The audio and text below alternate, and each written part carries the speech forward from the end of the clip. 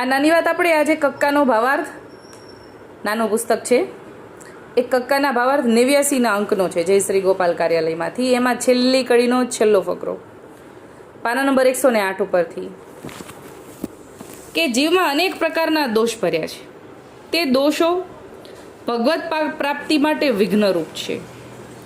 અહમપણું, મોહ, મમતા, લોલુપતા.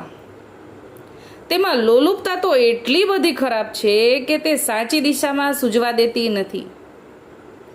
તે મનની સાથે એટલી બધી વણાઈ ગઈ છે કે તેને છોડવી અશક્ય બની જાય છે.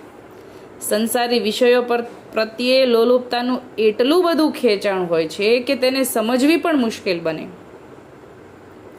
લોલુપતાના કારણે જીવ ન કરવાનું પણ ઘણી વખત કરી બેસે, છતાં પણ તેનું ભાન એને થતું નથી.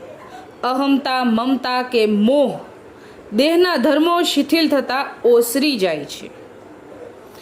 એટલે કે જેમ જેમ આપણી ઉંમર થઈ જાય, પછી જેમ જેમ આપણાથી શક્ય ન બને, અશક્ત થઈ જઈએ, કે પહેલાં કરતાં ઓછા સામર્થ્યવાળા થઈએ, તો પછી એ બધું ઓસરતું જાય છે એમ કીધું. પણ લોલુપતા તો મનની સાથે રહેલી હોવાથી એ અંત સુધીમાં પણ ઓસરતી નથી. માયા મમતા બધી ઓસરવા માંડે કદાચ, પણ લોલુપતા નથી ઓસરતી એવું અહીંયા લખ્યું. પણ અધિકને અધિક વધતી જાય છે. તેથી જીવ પોતે સત્કર્મ કરવાના તદ્દન ગાફેલ રહી જાય છે. લોલુપતા એક પછી એક વિષયો તરફ ખેંચ્યા જ કરે છે. એક સમાપ્ત થાય ત્યાં બીજું ઊભું થાય. એમાં જીવને સાચી વાત ક્યાંથી સમજાય અને પોતે કોણ છે, મારે શું કરવું જોઈએ એનો વિચાર આવે પણ શાનો? પણ તે લોલુપતા ભગવદ પ્રત્યે વળી જાય ને તો તુરતમાં જ કામ થઈ જાય. તો પૂર પહેલા પાળ બાંધતા વારશી.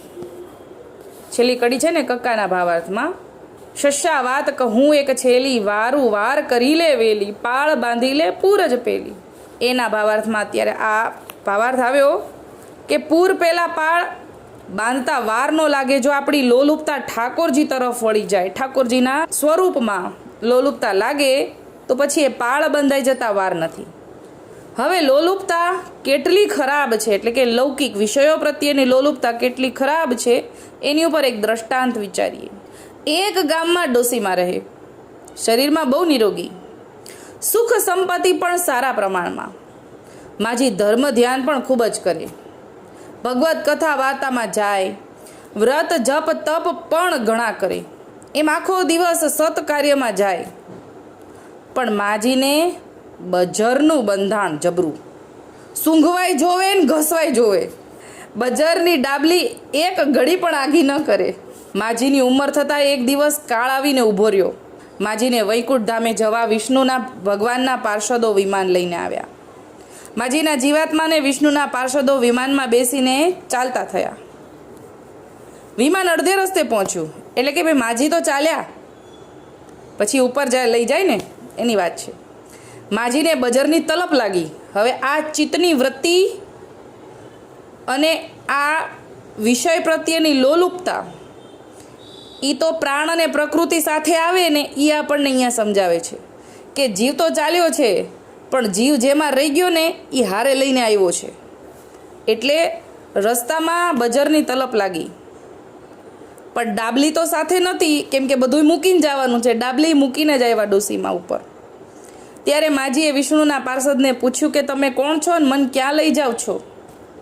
ત્યારે વિષ્ણુના પાર્ષદોએ કહ્યું કે અમે વિષ્ણુ ભગવાનના પાર્ષદો છીએ અને તમે સત્કર્મ ખૂબ જ કર્યા છે, ભગવાનનું સ્મરણ ખૂબ જ કર્યું છે, તેથી ભગવાને અમને આજ્ઞા કરી છે, તેથી તમને વૈકુંઠમાં લઈ જઈએ છીએ. ત્યારે માજી બોલ્યા, એ તો ભલે, જેવી મારા વાલાજીની મરજી, પણ વૈકુંઠમાં બજર તો મળશે ને? જીવ ક્યાં છે? આટલું બધું સત્કર્મ કર્યું પણ બજરમાં ને બજરમાં.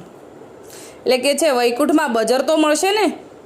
એવો પ્રશ્ન જ્યારે માજીએ કર્યો ત્યારે વિષ્ણુના પાર્ષદોએ કહ્યું, માજી ત્યાં તો એટલો બધો આનંદ છે ને સુખ ને વૈભવ છે કે જેથી તમને બજરની જરૂર નહીં પડે.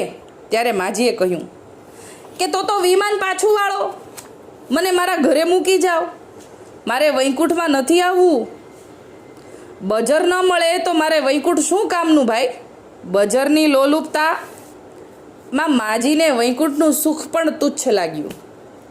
બજરની લોલુપતાની જેમ સંસારના વિષયોની તરફ લોલુપતા રહે તો એ ભવબંધનનું કારણ બને છે અને તે જ લોલુપતા ભગવદ સેવા સમરણ પ્રત્યે વધે તો તે ભવબંધનમાંથી છોડાવે છે. માટે કવિ આગળ એમ સમજાવે છે કે મેં તો 32 અક્ષરનો સઘળો બોધ આપી દીધો, એમાં તું તેનો સાર સમજી લેજે અને હું તો તને એક છેલ્લી વાત કહી દઉં છું કે તારી વાર કરી લે.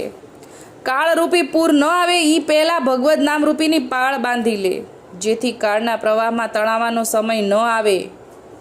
ઘણાય કાળના પ્રવાહમાં તણાઈ ગયા, સમજ્યા એ તો પાર ઉતરી જાય છે.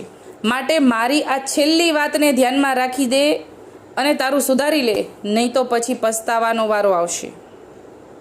32 અક્ષરમાંથી એક અક્ષરનો બોધ લઈ લઈશ ને તો તું સુખી થઈશ. આ ડોસીમાના ઉદાહરણ પરથી આપણને જે અહીંયા ભૂતલની ભાંજગણ વળગી રાખી છે ને એ આપણે નીકાળવાનું અહીંયા આપણને આજ્ઞા કરે છે વાલદાસજી કે આ જે હારે નથી આવવાનું. અને એ ડોસીમાને વૈકુંઠની બદલે પાછું ભૂતળ પર આવવું હતું, બજર હાટું ખાલી. એટલે આપણે આ વાત ઉપરથી લોભ, મોહ, માયા, મમતા બધુંય વાળીને ઠાકોરજી તરફ વળે એવા પ્રયત્ન કરવા મારવાલા. ત્યારે આટલું જ બોલીને મારી નાની વાતને વિરામ આપું છું. બોલું છું ગોપાલ.